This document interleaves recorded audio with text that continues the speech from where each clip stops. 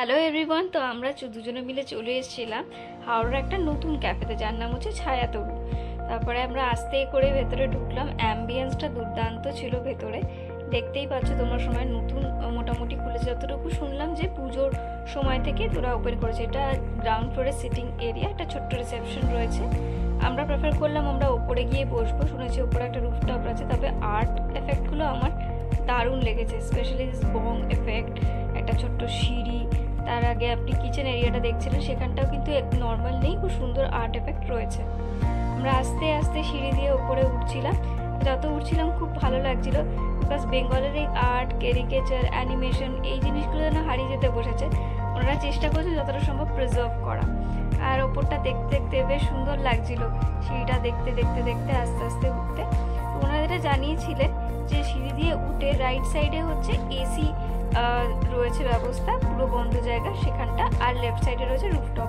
আমরা ঠিক করলাম যে আগে এই জায়গাটা ঢুকবো, কারণ গরম যেহেতু প্রচণ্ড ছিল, আমরা চাইছিলাম একটু এসি প্লেসেই থাকতে, কারণ ঘামটা তো কলকাতায় প্রচণ্ড হয়। তবে ঢুকে দেখলাম দারুণ সাজানো গোছানো, খুব ভালো লেগেছে। জায়গাটা বেশ বড়, যেরকম একটি বাড়ির ছাদ হয় সেই জায়গাটা সুন্দর করে যদি সাজানো যায় প্রপার বেঙ্গল ডেকরে। আপনি দেখতে পাচ্ছেন কোনো লালটেন, ঘরের জিনিস, সুন্দর করে টেক্সচার ওয়াল, বাঁশ বাগান, ছোটো ছোটো এই শোপিসগুলো, নৌকো ঠৌকো, এগুলো তো আমাদের সবার কত ভালো লাগে। আর পেন্টিংগুলো তো অসাধারণ ছিল, মধুবনী পেন্টিং থেকে শুরু করে জামিনের পেন্টিং। ও তো আগে গুছিয়ে বসেছে, আমি চেষ্টা করছিলাম যতটা সম্ভব কভার করা। ওরও খুব ভাল লেগেছে, এটাই আমাকে জানালো। মোটামুটি যতটা সম্ভব পেরেছি, চেষ্টা করেছি কভার করার। এবার আমরা ছাদের দিকে আসলাম। ছাদটাও খুব সুন্দর সাজিয়েছেন এনারা, ওপরে পুরো টুনি লাইট দিয়ে তো সাজানো রয়েছে, প্লাস নিচে রয়েছে ছোট ছোট টপগুলো।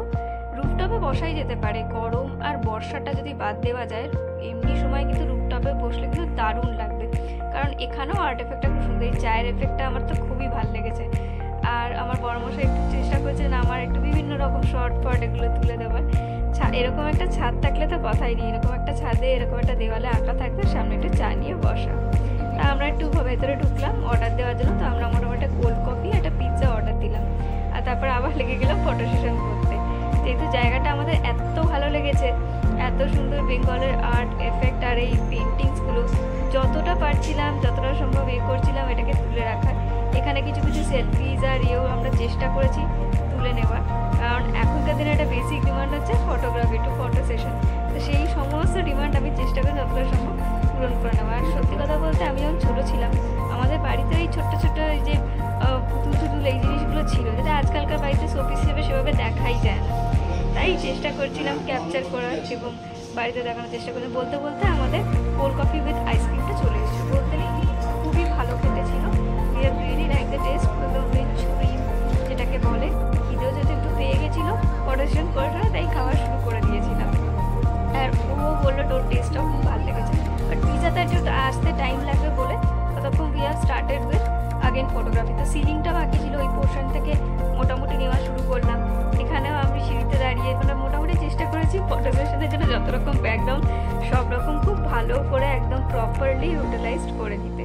আর আমার এই ধরনের অ্যানিমেশন, এসব কার্টুন এফেক্ট, এগুলো তো আমার ভীষণই ভাল লাগে। তো ও চেষ্টা করছিল। তবে বলতে বলতে এরকম তুলতে তুলতেই ওনারা জানালেন যে আমাদের পিজাটা চলে এসছে। আর পিজার দারুণ ছিল, একদম দারুণ। চিজটা দেখতে পাচ্ছেন, ফুল অফ টপিংস। আর সব থেকে বড় কথা হচ্ছে প্লেসেস টু অ্যাফোর্ডেবল। আমাদের পিজা আর কোল্ড কফি নিয়ে বিশ্বাস করবেন না, pocket pinch was only 440।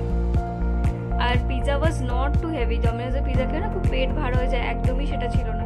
It was a mid size, it's not a regular size pizza. তো বুঝতেই পারছেন দ্য প্লেসেস টু অ্যাফোর্ডেবল। তারপর চেষ্টা করেছি, আপনারা দেখছেন কি সুন্দর ম্যাম নিজের হাতে সব কিছু তৈরি করেছে। আপনাদের কতদিনের প্রতিষ্ঠান এটা? কবে এটা শুরু? আমাদের এটা জাস্ট পুজোর একটু কদিন আগে শুরু হয়েছে, 18th of October থেকে। ভেরি নাইস এনভায়রনমেন্ট, খুব সুন্দর সাজানো হয়েছে। আপনাদের ভালো লাগছে, এটাই আমাদের ভালো লাগা। এটার জন্যই তো সব কিছু করা, চেষ্টা আমাদের এইটুকুনি যাতে সবাই ভালো লাগে। আসবেন আপনারা সবাই নিশ্চয়ই। ছোটোখাটো যে কোনো কিছুর জন্যই আমাদের কলকাতায় যেতে হয়, কিন্তু মানে সেইটুকুনি না করে যদি খানিকটাও আমরা কিছু করতে পারি, যাতে অল্প কিছুর জন্য যেতে না হয়, তো সেই চেষ্টা করছি। সকলের ভালো লাগছে, সবাই আমাদের উৎসাহ দিচ্ছে, এনকারেজ করছি আমরা।